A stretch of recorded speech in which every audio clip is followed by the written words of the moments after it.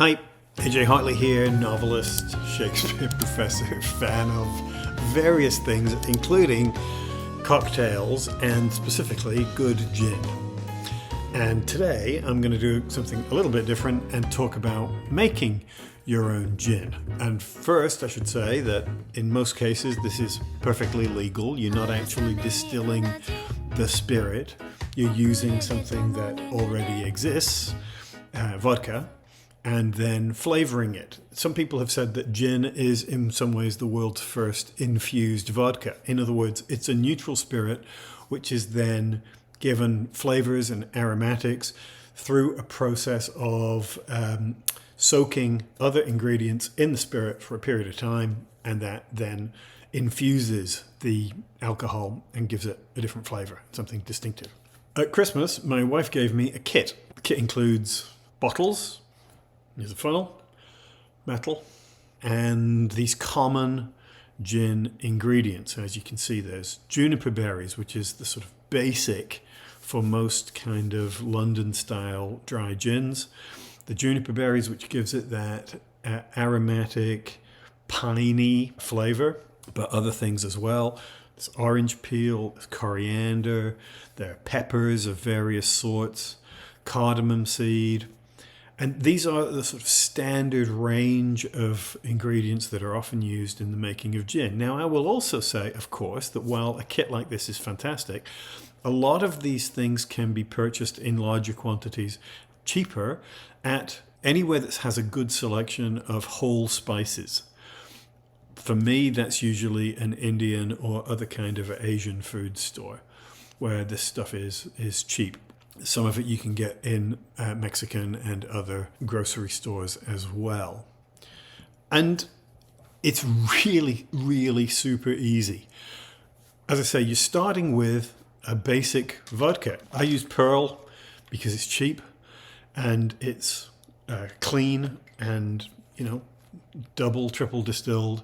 So it has very little flavor of its own, which is what you want in a vodka. This is why I don't like spending a lot of money on vodkas, because for the most part, what you want is something completely neutral that will work well with other flavors. So Pearl, but pretty much any vodka that doesn't leave you, with a headache or something the following day. And all you're going to do is decant your vodka into a smaller bottle.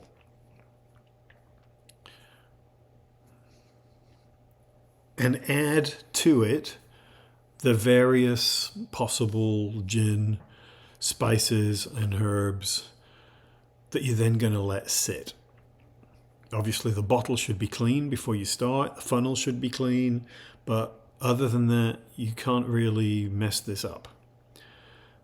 The ingredients go in and they sit. Now, this is an experiment. Some people infuse just for a few days. Some do a couple of weeks. In this case, I'm letting these ingredients sit for a week. I've got some peppercorns in there, some cardamom seed, juniper berries, of course. For me, that's basic. And also some orange peel. After a few days, the infusion has already started, and you can see that the extent to which the spirit has started to turn color. Now, obviously, with a lot of gins, that's not going to happen. It's going to stay clear. In this case, because I'm using the orange peel, it's giving it that sort of golden cast. There's also a little ginger in here as well, I should say. And after it's been sitting for a week, you're done. You can test it, see what it smells like. And then the only other thing you have to do is remove the solid spices. I'm using a piece of gauze bandage because it's already sterile. I don't have to worry about cleaning it. If you could use any basic fabric, but I would make sure that it was washed, preferably boiled, so there's no possibility of you adding anything else. The vodka is 80 proof, which is 40% alcohol, so it's going to prevent most things from living in there, but just to be on the safe side, make sure you're getting rid of anything fibrous that could get moldy or could stay in there and affect the flavor, especially fruit and peel and those kind of things, vegetable matter that might form mold or fungus or anything. But you want to get all that out, because the other thing is that you don't want things to oversteep. It's possible for the flavor to get to turn bitter if it sits too long.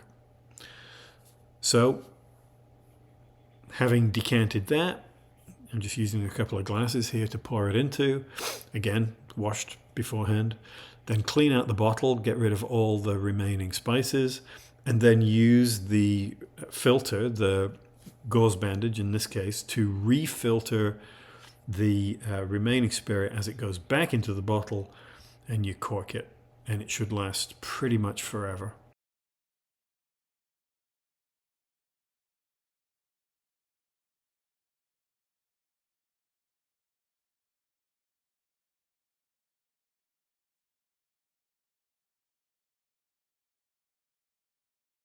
And finally, of course, you get to taste it.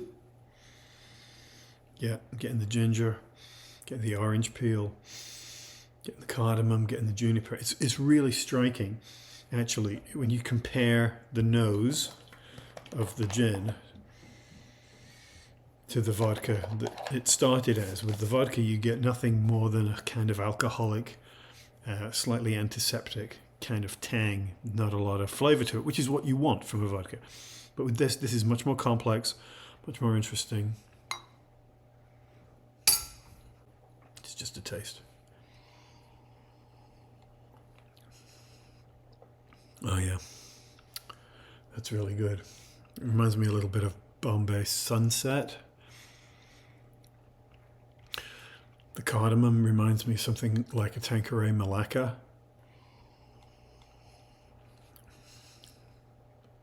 That's really good. It's really good. It's so much richer and more complex than drinking vodka. All sorts of subtle, nuanced flavor combinations in there. It's really, really nice. Yeah, it's a grown-up drink.